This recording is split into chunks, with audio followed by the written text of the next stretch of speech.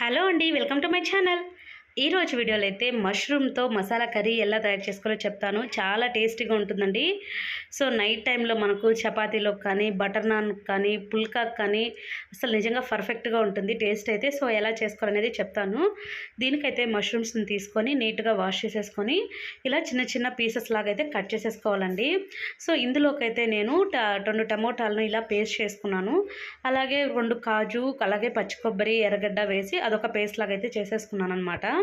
అలాగే మనం అయితే ఈ మష్రూమ్స్ని కొద్దిగా బటర్ వేసి ఇలా ఆయిల్ అయితే ఫ్రై చేసేసుకోవాలండి. ఇలా మనకు ఒక 40% కుక్ అయితే సరిపోతుంది. తర్వాత మనకు కర్రీ అనేది పర్ఫెక్ట్గా ఉంటుంది. టేస్ట్ కూడా ఇలా చేయడం వల్ల టేస్ట్ అనేది కొద్దిగా డిఫరెంట్గా కూడా ఉంటుందండి. సో ఫ్రై అయిన తర్వాత ఒక ప్యాన్ పెట్టేసుకొని అందులో ఆయిల్ వేసుకోవాలి.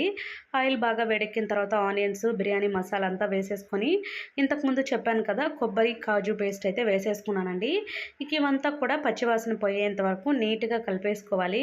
సో ఎలా చేయాలి ఏంటి ఫుల్ ప్రాసెస్ మీకు అర్థం కాలేదు అంటే ఫుల్ వీడియో లింక్ అనేది కింద డిస్క్రిప్షన్లో ఇస్తానండి. ఎవరైనా చూడాలి అనుకున్న వాళ్ళు అదైతే చూడండి, చాలా టేస్ట్గా ఉంటుంది. ఇక ఇవంతా కూడా మనకు పచ్చివాసన పోయేంత వరకు అయితే నీట్గా ఫ్రై చేసేసుకోవాలన్నమాట. ఇందులోకి అల్లం పేస్ట్ కూడా కొద్దిగా వేసుకున్నానండి. అది ఆప్షనల్, మీకు కావాలి అంటే అల్లం పేస్ట్ని యాడ్ చేసుకోవచ్చు, లేదు వద్దు అనుకుంటే అవసరం లేదండి.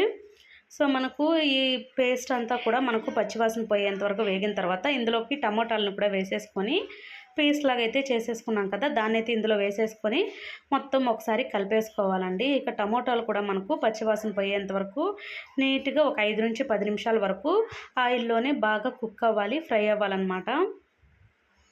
సో ఇది ఫ్రై అయిన తర్వాత ఇప్పుడు ఇందులోకి మనకు సరిపడా కారము, కొద్దిగా పసుపు, కొద్దిగా ధనియాల పొడి, గరం మసాలా, సో ఇవన్నీ కూడా వేసేసుకొని ఇవన్నీ కూడా మొత్తం అన్నీ కలిసేలాగా మొత్తం కలిపేసుకోవాలి. కారం అనేది మీరు చూసే విధానాన్ని బట్టి అయితే తీసి వేసుకోండి. సో అన్నీ వేసేసుకున్న తర్వాత కొద్దిగా వాటర్ వేసి కొద్దిగా కస్తూరి మేతి వేసి బాగా బాయిల్ అయిన తర్వాత మష్రూమ్స్ అయితే వేసేయాలండి.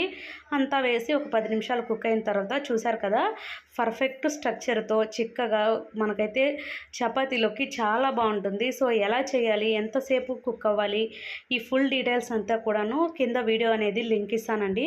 ఎవరైనా చూడాలి అనుకున్న వాళ్ళైతే దాన్ని క్లిక్ చేశారంటే ఫుల్ వీడియో అయితే వస్తుంది, చూడొచ్చు అనమాట. సో వీడియో ఎలా ఉందో చూసి లైక్ చేయండి, కామెంట్ చేయండి, అలాగే షేర్ చేయండి.